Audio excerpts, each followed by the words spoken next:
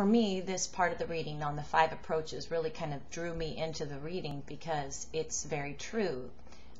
Especially the part about the technology not always meeting what the learner needs, just that it meets maybe a need for a certain specific skill set or specific content area, but it doesn't really fit the learner. But it's also true in that regard for a teacher. One of the things that jumped out to me in the reading was a quote about the approaches. It says, "Approaches that teach only skills are insufficient. Learning about technology is different than learning what to do with it instructionally."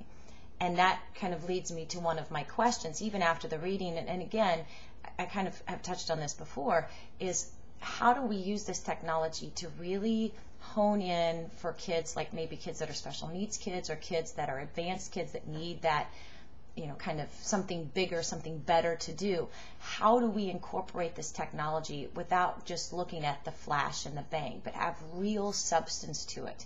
And I think that's kind of what these guys are doing with the idea of TPACK, is helping teachers see where technology fits in, where it fits in the right way, and where it fits in so that we're helping kids, meeting the needs of kids, differential learning, all the things that are the big buzzwords right now, but also using the right technology with the right content skills.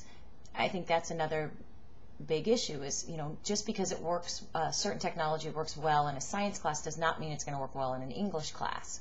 So I think for me, this part of the reading, especially that 5 approaches and the idea of understanding, we aren't learning how to use this technology. We're learning the technology. We see it. It looks cool. The kids are using it. But are we using it in a way that actually makes a difference?